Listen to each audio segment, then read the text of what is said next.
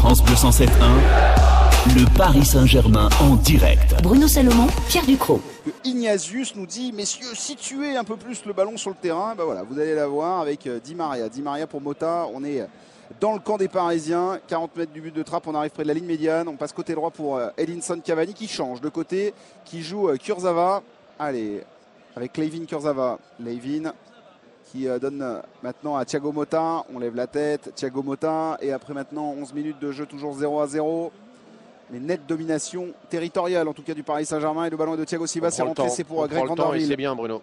Van der Wiel pour Zlatan Ibrahimovic qui a décroché. Van der Wiel qui est rentré dans l'espace, qui va frapper. Goal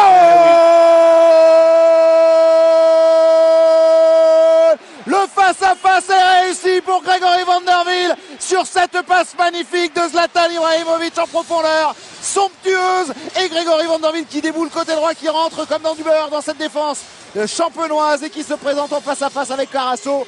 Bim, sous le ventre, ça part au fond et c'est le but. Pierre Ducrot, 1-0, 11e minute de jeu. Vous avez raison, comme dans du beurre, parce que c'est l'impression que ça donne, Bruno, mais c'est parce qu'il y a tellement de mouvements et depuis une minute c'était comme ça. On est passé à droite, à gauche pour revenir à droite. On a fait bouger 3 fois ce bloc dans la largeur et c'est pas innocent si je vous ai dit on est patient et c'est bien.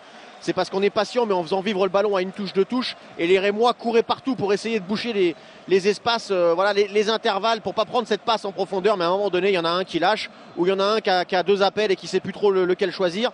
Et ben voilà, Greg Van der Wiel qui passe dans le dos de tout le monde là-bas côté droit. Zlatan le voit. Le ballon est mis dans l'intervalle entre le latéral gauche Rémois et le défenseur central gauche. Et il se retrouve tout seul dans la surface de réparation et il marque comme un avant-centre. Hein. C'est-à-dire qu'il est côté droit dans la surface de réparation. Angle un tout petit peu fermé. Carasso sort, intérieur du pied, frappe croisée dans le petit filet opposé. Voilà, c'est un geste d'attaquant. La passe de Zlatan est un geste de numéro 10. Tout le monde peut jouer partout dans cette équipe, c'est fabuleux. France Bleu 107.1, 90 minutes de PSG par match. Voilà, ça c'est bien, Mota et Lucas. Allez, Verratti pour Lucas. Lucas qui redonne à Zlatan. Zlatan qui porte le ballon dans la surface de réparation, c'est pour Lucas. Qui redonne à Zlatan. La cage est grande ouverte, Takel freine. Oui. Goal La frappe de Zlatan Ibrahimovic, le 22e but. Gros travail de Lucas pour aller gratter ce ballon. Goal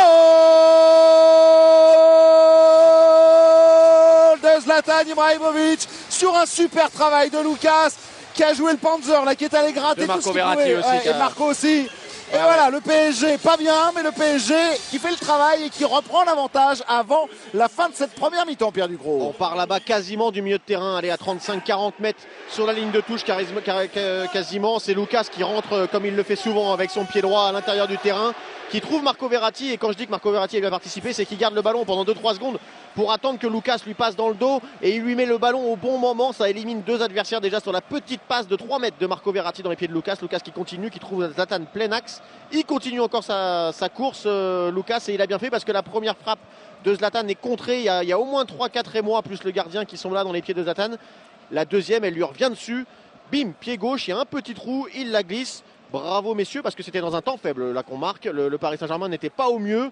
D'ailleurs, le stade de Reims continue. Non, c'est bon. Rejoignez-nous sur les réseaux sociaux. France Bleu 107.1, Tribune PSG.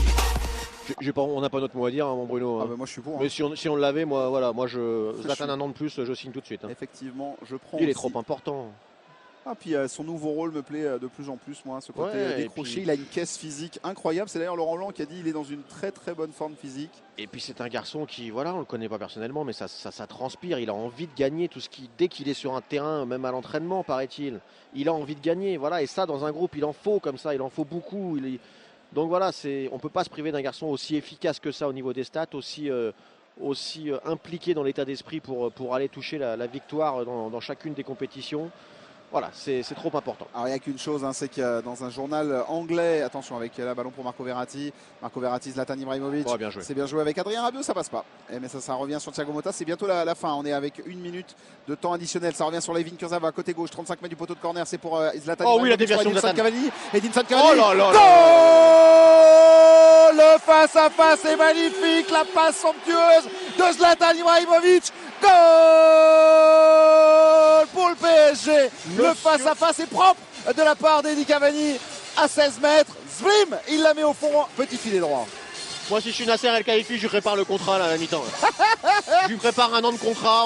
On laisse blanche la case du salaire. On verra avec Zlatan à la fin du match ce qu'il veut et on lui fait signer le petit contrat d'un an de plus. La déviation, elle est magnifique. C'est Levin Kurzawa qui le trouve. Il est sur son côté gauche. Levin, il récupère un ballon contré plus ou moins par des Rémois. Il joue Zlatan dans l'axe. Alors axe gauche. Zlatan est dos au but, hein, mais il a déjà vu l'appel de Cavani. Petite déviation extérieure du pied, il la dévie cette balle. C'est vraiment une déviation, il la frôle avec l'extérieur du pied, mais avec le bon effet pour que ça aille dans la course d'Edinson Cavani. Il n'a même pas besoin de la contrôler, je crois, Eddy, hein, sur cette déviation de Zlatan. Intérieur du pied, croisé là-bas, Carasso peut strictement rien faire.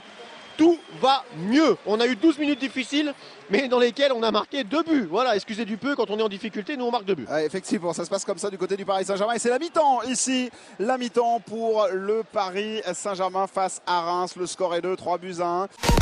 Le PSG en direct, la deuxième mi-temps.